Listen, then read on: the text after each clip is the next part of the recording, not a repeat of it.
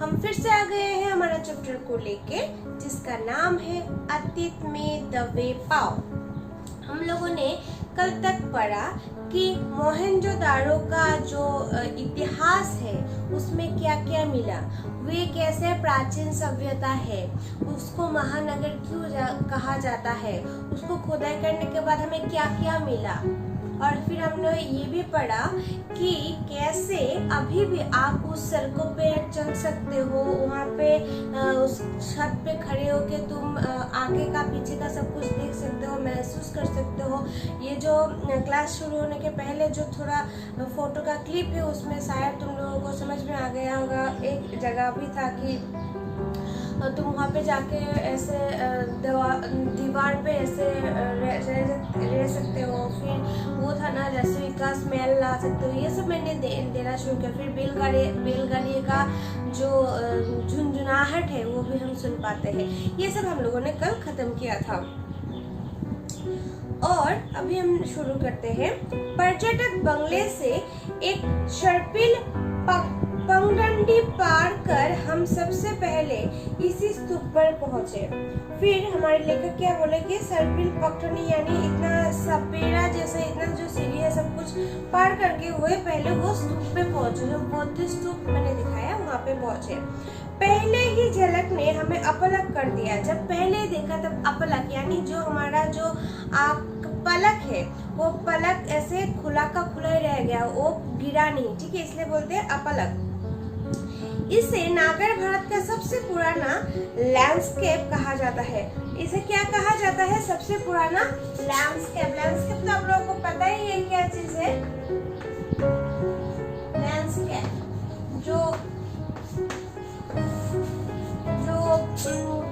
क्या बोलते हैं उसको, ऊपर पहाड़ जो होता है ना, पहाड़ जब टूट जाता है और नीचे आ जाता है उसको लैंडस्केप कहते हैं।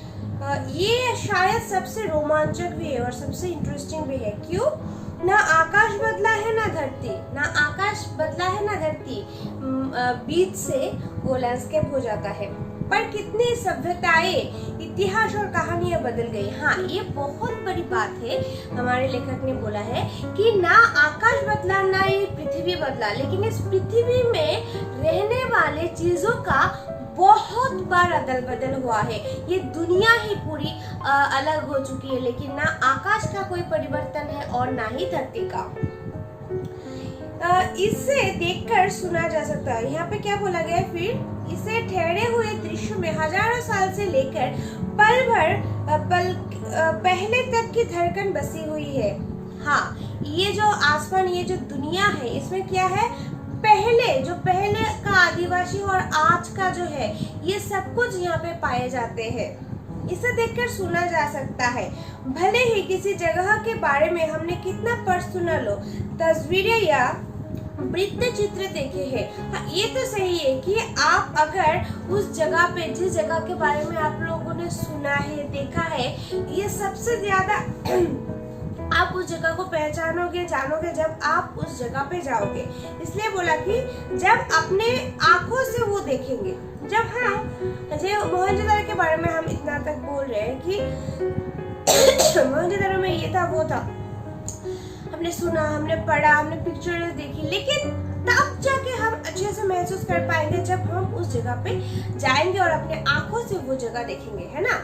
बाकी सब आपका झपकना है, बाकी तो सिर्फ आंख से हम देखते हैं, है ना, जो चित्र है। जैसे यात्रा अपने पाँव चलता है, बाकी सब तो कदम ताल है। हाँ, जैसे कि यहाँ पे एग्जाम्पल दिया गया है कि जैसे यात्रा हम पाँव से चलते हैं, लेकिन जो कदम है वो ताल है, एक रिदम से हम चलते हैं, है ना।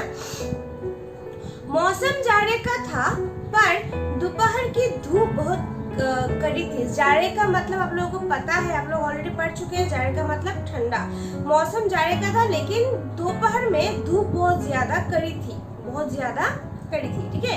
सारे आलम को जैसे एक फीके रंग में रंगने की कोशिश करते हुए, सारे आलम माने सारे दुनिया को जैसे कि एक फीके रंग, यानी जब कुछ ज्यादा ऊपर से अगर ज्यादा लाइट आता है तो आप क्या हो जाओगे? आप फीके हो जाओगे, क्योंकि लाइट आपको फीका कर देगा, आपको दिखाई नहीं देगा।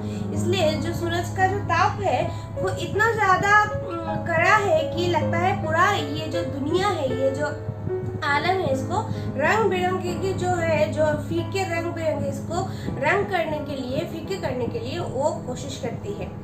ये इलाका राजस्थान से बहुत मिलता जुलता है। ये जो मोहनजोदड़ो का जो जगह है ये कहाँ से मिलता जुलता है? राजस्थान से।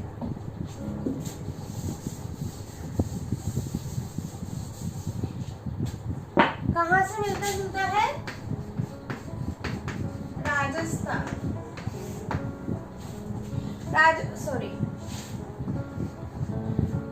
राजस्थान से मिलता जुलता है। यहाँ पे रेत के टीले नहीं होते। रेत यानी आप लोगों को पता है, रेत यानी राजस्थान में क्या होता है? जो रेत है, जो बाली है ना, उसमें जब सूरज का किरण पड़ता है तो उसको पानी लगता है। ये जो टीले नहीं होते यहाँ पे, तो ईंट और मिट्टी होती है। तो खेतों का हरापन यहाँ है। जो खेत है, खेत में जो हरियाली होता है वो यहाँ पे है, मगर बाकी वही खुला आकाश, सूना परिवेश, धूल बबूल और ज्यादा ठंड, ज्यादा गर्मी।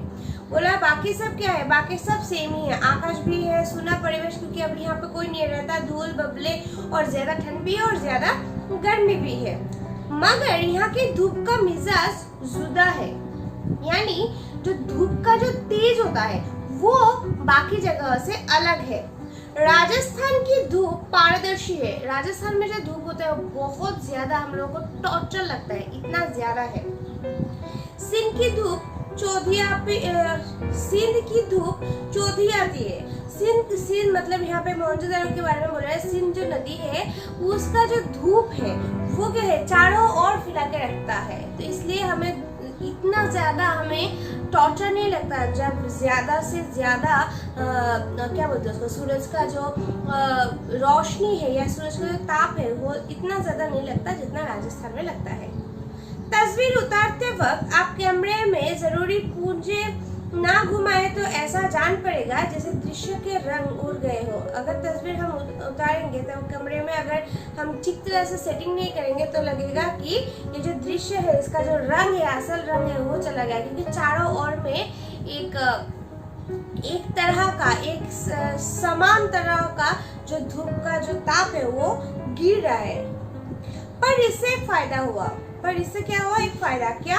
हमें हर दृश्य पर नजरें दोबारा फिरानी पड़ती। हाँ, क्योंकि वो जो रोशनी है वो रंग बिरंग को फीका कर देता है, इसलिए बार बार, एक बार से आप उसको समझ नहीं पाओगे, बार बार आपको देखना पड़ेगा। इस तरह बार बार निहारे तो दृश्य जेहन में ऐसे ठहरते हैं मानो तस्वीर देखकर उनकी याद ताजा करने की कभी जरूरत न पड़े। तो अगर हम बार बार एक चीज को देखते रहे तो क्या होता है, वो हमारे जहन में आ जाता है, हमारे अंदर समाया जाता है। तो उसको फिर फोटो देखकर उसको याद करने की कोई जरूरत नहीं पड़ती, क्योंकि वो हमारे आंखों के जरिए हम उसका फोटो खींच लेते हैं अपने मन में। तो बार बार एक अगर चीज आप देखोगे तो उसको बार बार दूसरी चीजों के सहारे मेमोरी बना के रखने का कोई जरूरत ही नहीं है।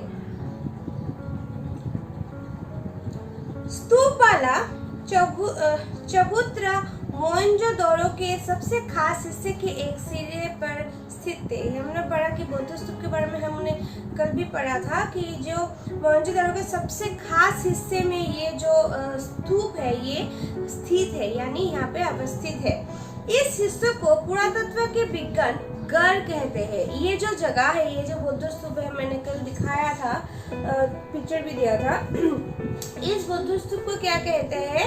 पुरातत्व के विज्ञान, जो आर्किटेक्ट है, जो इस तरह की चीजों को स्टडी करता है, उन्होंने इसका नाम दिया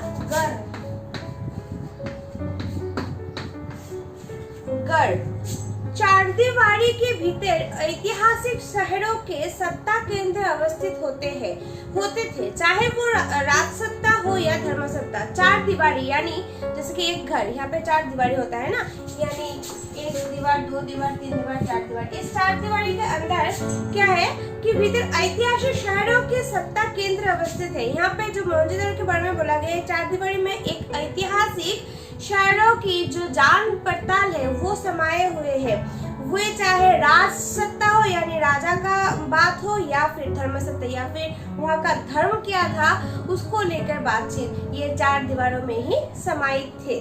बाकी शहर घर से कुछ दूर बसे होते हैं। बाकी जो शहर है, ओरिजिनल शहर है मोहनजोदारो का, वो घर से थोड़ा दूर में होते थे। क्या ये रास्ता भी दुनिया को मोहनजोदारो ने दिखाया? बोला ये जो रास्ता है यहाँ पे ये इस बुद्ध स्तूप को बनाना, या फिर यहाँ पे जो राजसत्ता या धर्म सत्ता को ऐतिहासिक बनाए रखने का ये जो जरिया है, ये भी मोहनजोदारो ने दिखाया? ये एक प्रश्न है हमारे लेखक की ओर से। तो आज हम इतना ही पढ़ेंगे, क्योंकि ये जो चैप्टर है ये पूरा हिस्ट्री है, तो आपको बारी बारी एक एक चीज को अच्छे से देखना पड़ेगा, एक एक चीज को अच्छे से जानना पड़ेगा, है ना। इसलिए थोड़ा थोड़ा करके हम आगे बढ़ेंगे और जितना तक हम पढ़ रहे हैं उसको अच्छे से समझने की कोशिश करेंगे। तो आप लोग इसे, ये जो हम लोगों ने जितना भी पढ़ा आज, इसमें से बहुत सारे क्वेश्चन हम लोगों को मिल गया है कि जब पर्यटक आए थे हमारे बंगाल में, जो पर्यटक आए थे वो सबसे बड़ी स्तूप पर पहुंचे। वो बड़ी स्तूप कौन सा है? बौद्ध स्तूप। फिर इसको लैंडस्केप क्यों कहा गया है? लैंडस्केप, भारत सबसे पुराना लैंडस्केप क्यों कहा गया है? फिर इसमें क्या क्या है जो दूसरी जगह पे नहीं है? फिर हम ये भी देख सकते हैं कि अगर क्यों वहाँ का जो, अगर हम पिक्चर खींचने के लिए जाए तो उसको अगर सेटिंग अच्छे से ना करो तो जो ओरिजिनल कलर हो दिखाई नहीं देता। कैसे हम मेमोरी, दूसरे पिक्चर देख के मेमोरी को याद ना करके कैसे हम उसको अपने मन में बसा सकते हैं? या फिर राजस्थान के साथ इसका जो कंपैरिजन है वो, फिर पुरातत्व की विज्ञान इस स्तूप को क्या कहते हैं? फिर मोहनजोदारो का जो ओरिजिनल शहर है और घर में कितना फासला है, ये सब अच्छे से हम लोग आज के लिए इतना पढ़ेंगे। फिर अगले दिन हम बाकी जगह से और भी जानेंगे इस मोहनजोदारो के बारे में, और फिर हम जानेंगे और भी हड़प्पा के बारे में। ठीक है, तो आज के लिए इतना ही। और जो होमवर्क हम आज दिया है वो 8 बजे के अंदर भेज देना। और जो बोलना है, पता नहीं क्या हुआ मसनून, क्या हुआ, मासूमा का तबीयत कैसा है, और सरफराज आपका तो अभी भी अता पता नहीं है। तो अगर नहीं भेजोगे तो आप लोगों को ऑप्शन लग जाएगा, आप लोगों को पता है, तो ज़रूर 8 बजे के अंदर भेज देना। ठीक है, आज के लिए इतना ही।